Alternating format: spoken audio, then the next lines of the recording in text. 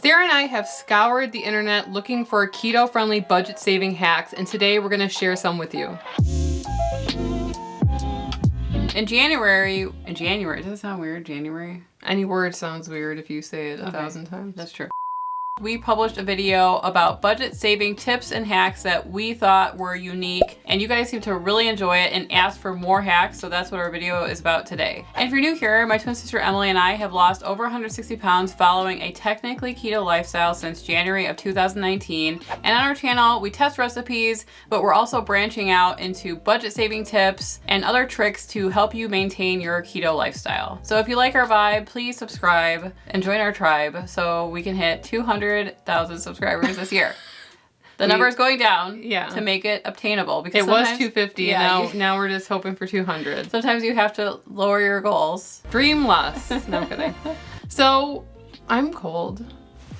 We're in Sarah's basement, and this is my Teddy Comfy. I talked about this in the last video. We can leave it linked below. Don't fall for the imitations. It's not as good as the Comfy brand. No. Like I said in the other video, this has saved us hundreds of dollars on our heating bill in Chicago, and it's freezing down here. So one of the first budget saving hacks that I came across that is really smart is to buy some herbs and use them for months. So if you buy fresh herbs, certain fresh herbs, they are really easy to regrow on your windowsill. Things like green onions, super easy to grow in water. They keep on growing, and then you cut them and use them, and then they keep on growing again. So I bought some on sale for like 10 cents. Yeah. And I have been using the same 10-cent green onions for months. You don't need that much usually anyway. You need a couple tablespoons, so. Other things like cilantro, parsley, those are things that are not really easy to keep growing over and over, but if you put them in water and then cover them in plastic and put them in your fridge, they will stay fresher for way longer, and they don't develop like that slimy rot. So when you get home from the grocery store, take them out of the bag that they came in, put them in some fresh water, and then you can cover it with another bag, and it will keep for a lot longer than just typically keeping them in the bag that they came in. That's one of my favorite things to do, and you will end up spending a couple dollars and you'll have fresh herbs for months. If you want a non-budget saving hack, the opposite of budget saving, you can buy a hydroponic growing system. Sarah and I purchased this because we thought it would be super cool to have like this vibrant growing thing in the background of our videos. You know, a lot of YouTubers, they have like a green plant in the back of their YouTube videos because it makes it more dynamic. These are fake. We spent a lot of money on this, filled it up, it was beautiful, and then it just went to the wayside. I mean, it does take maintenance. It's not something that you can just leave it go. This is a hobby. Yeah. This is not, in our opinion, a money saver. This is a hobby. It's called the Lettuce Grow. It made beautiful produce. It looked really awesome in the beginning, but yeah, that's what it looks like now. People think it looks like a spaceship or something in the background. It's not. I mean, it's really cool, and it actually, when it's running, it kind of sounds like a waterfall because the water cycles through, and I like it. I plan on using it soon. Yeah. But growing your own herbs and vegetables can be money saving if they're outside. Right. This one is more of like a science. So what I love about doing this is that I feel like a lot more like, not ownership, but I love growing things, and I feel like I use way more herbs when I grow them because you have them fresh on hand. Yeah. And so I'm way more like liberal with my herbs, and it's like way more vibrant and fresh tasting than if you were just to buy it in like a tiny little clamshell. Yeah. For $4.99 for a little clamshell. I always feel ripped off when I see that. Yeah, there's something really rewarding about growing your own food too. And if you guys aren't used to growing things, starting with herbs is a really easy and inexpensive way to start. So in the last video, we were talking about really maximizing your produce, but there's a lot of different ways that you can actually store your excess produce. Things like tomato paste, pesto, they can all be frozen using silicone or regular ice trays, ice cube trays. If you have like half of a jar of pesto left over, put them in ice cube trays, put them in the freezer, and then when it's frozen, pop them out and put them in a little container. Yeah. And then that way they're frozen already, and they're in a serving that you know how much it is, whether it's like 1 tablespoon or 2 tablespoons. And then you could just pop them into your recipes, because who uses a whole jar of tomato paste? I know I don't. Whenever it comes in that little tiny can, the 4-ounce can, I end up using a couple tablespoons of it and I throw the rest away. Or I put it in the refrigerator and then I it never turns use brown. down. Yeah. So that's like wasteful. And if you get organic tomato paste, you're wasting money every time you do that.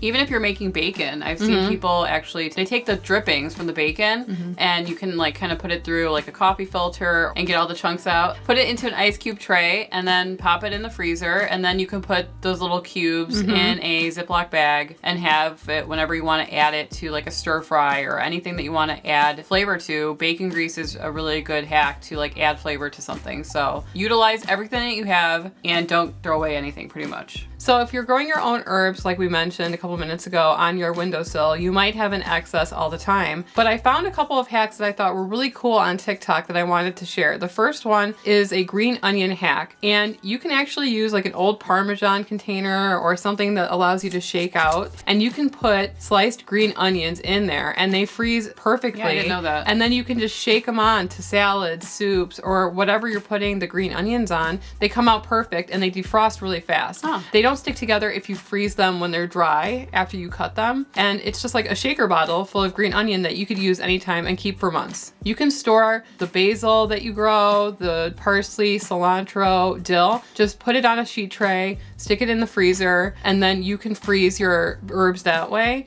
Because I feel like fresh herbs is something that we spend hundreds of dollars on a year. We use it a lot for garnish, you know? We're always throwing some green on it. For that B-roll shot at the end of the video, we're always putting garnish and everything, and we spend hundreds of dollars on herbs every year. So this is something that we're gonna be utilizing way more. You would be surprised at how much money you're gonna save if you learn how to really stretch out what you have at home. That's like one of the biggest tips that we can teach everybody, is that we are really wasteful a lot of the time with our ingredients. These are all things that we want to do to save more money, and a lot of these hacks are just super cool. So we've been spending a lot of time with my mom at her house, and this next tip is really understanding good by dates versus expiration dates. And I'm always someone who doesn't play with expiration dates. If it's old, I tend to throw it away, and I'm instantly turned off. But I would say someone like my mother, she's probably not gonna watch this, right? She'll keep things after a little bit. Sometimes I've found things that are years old. I think that that's a trend though online, is to go through their parents' refrigerator and see when they're over for Christmas to see what they have in there and how old it is. Yeah. So this happened a couple weeks ago. My mom had this roast in her refrigerator, and I looked at the expiration date and it said like November, 25th or something. And I touched it because I'm like, ew, this roast has been in here for too long. I'm just gonna throw it out. Right? I touched the top layer of it and it felt like it was defrosted. So I thought my mom had just forgotten about this roast in her refrigerator. So I took it out because I'm like, my mom's kind of like, she's busy, she's overwhelmed, she's not thinking about this rotting roast in the refrigerator. I'm just gonna throw it out so she doesn't have to look at it anymore, blah. She comes back upstairs and she's like, where's the roast? And I was No. What she goes was, I'm gonna make a roast for dinner. And Sarah looked at me like, and so in that moment, I could either lie and go get the roast from the garbage, or I could just tell the truth. And so I said I threw out the roast. She was mad. She was so mad. So I did go dumpster diving, and we did have garbage roast for dinner. It was really good. It was a very expensive roast. Yeah. It was like a rib roast. I know. And my mom had frozen it, and we have a freezer downstairs, and she took it upstairs to defrost it, and I saw her with the roast. I did not see in her hands. roast. So anyway, I kind of threw Sarah under the bus. My mom was mad, but we kind of made a joke out of it. But this goes to the point that maybe you can stretch expiration dates a little bit depending on if you froze the meat or if it's a dry good. I found some really good infographics for Sarah so that she stops throwing everything away. Wow. It says that 20% of consumers waste food over confusion over dates and labeling. Here's another infographic. Best by or best if used date. This date tells you when the food will have the best flavor. It is still safe to eat past this date. I didn't know that. Use by or expiration date. This is the last date that the product will be at its peak quality. It is still safe to eat past this date. I didn't know that. Except for baby formula. It says good for up to 1 year after the date. Packaged foods like cereal, pasta, dried beans, and baking mixes up to 1 year past the date. Frozen food up to 1 year past the date. Canned goods including soup, condiments, meat, fruit, and vegetables. Good for up to 30 days after the date. Butter, cheese, and eggs. So I think that after understanding this, I have wasted a lot of money throwing food away. Yeah, same. And I feel very disappointed in myself because I feel like I've wasted a lot of food. I don't think a lot of people know this. They don't teach these sorts of things. So there was this app that we mentioned in the other video called Supercook. You can pretty much make a running list of all the condiments that you have, all the flours that you have, the meat and everything. And then it will populate a bunch of different recipes that you can use. You can keep this updated at all times. And I think it's really gonna cut down on waste. And understanding this, you might have a lot more things in your pantry that you can add to that app. That Supercook app is free. Yeah, it's pretty disappointing that I've been throwing away stuff for the last, how old am I? 40 years, 30. I mean, we didn't buy things until we were old enough, so. Hey, you live and you learn, and I have learned something today. I'm cold now. Twinning. That was a big saying a long time ago. Is this mine? Do we look ridiculous? Yes. Are we warm? Yes. Do I care? We don't. Kind of. I don't like mean comments, but whatever. I would call this next thing is building your ingredient stash. Sarah and I decided to go on a little food experiment where we decided to cook cabbage a bunch of different ways. So we bought a bunch of cabbage on sale, different types of cabbage. And I noticed a lot of the recipes had the same ingredients. And a lot of them had like an Asian flair to them, right? So a lot of the recipes had sesame oil, soy sauce, or gluten-free soy sauce, whatever you want, fish sauce, and all these different ingredients, sriracha. And I realized that I had most of these ingredients already. But if you have like the budget to go and get like these staples, you can effectively have a whole pantry full of ingredients that you're not running out to buy when you want to make a new recipe. These are things that keep for a super long time. They're things that you can add into that Supercook app, and then you can make like an endless amount of dishes from those things. So I wouldn't say going out and buying like all of those things at once. Every time you go to Aldi, pick up one. Right. Add a couple bucks to your cart, and then you're gonna have that for a year and maybe even keep it longer. If you were able to use the last infographic to guide you, you might be able to stretch out that date as long as there's not like something swimming in there. You know?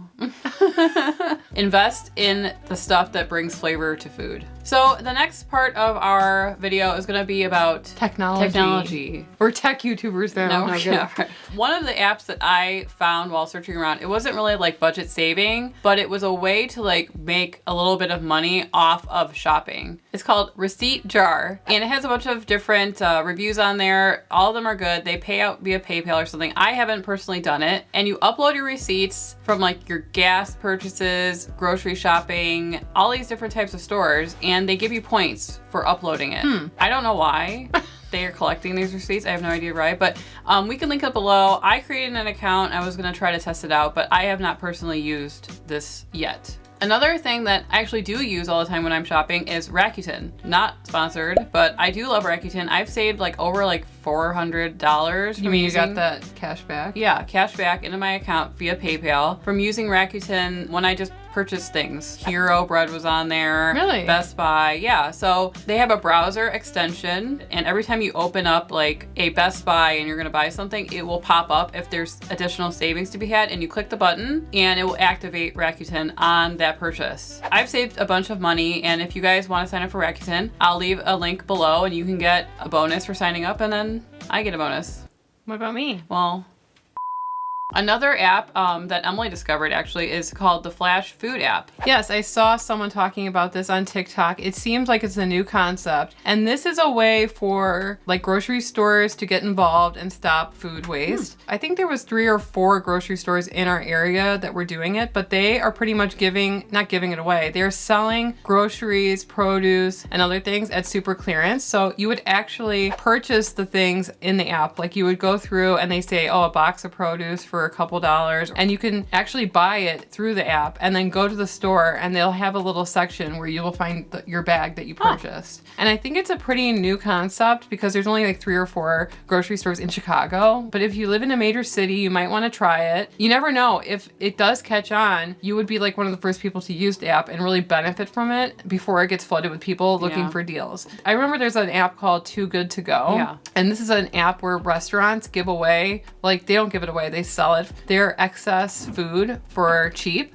It's like grab bag though. That's the problem Yeah. with Too Good To Go. I mean, if you really are food insecure, then I can see how it could be beneficial. But a lot of the things are like bagels, pastries, you know, pre-made salads, but you just don't know what you're gonna get with that app. So it's very hard to say keto right. with that app. You can't be keto. But other with that people app. that are not keto might benefit from it. It's like if you want to save a lot of money, you need to like spend more time. Looking to save. Right. And if you're willing to put the time and research, you can find all these little deals everywhere and kind of really maximize your lifestyle. And so I hope that you guys found some of these tips helpful. So if you guys have any budget saving tips, please leave them below and share them with our Keto Twins community. You can also join our Facebook group, Keto with the Keto Twins, and there are people, you know, posting budget saving tips and recipes in there all the time. And if you guys want to see the other video that we did on budget saving tips, you can click on the video on the screen and we'll see you over there. Anyway, I'm Sarah. And I'm Emily. And we are the Keto Twins signing out.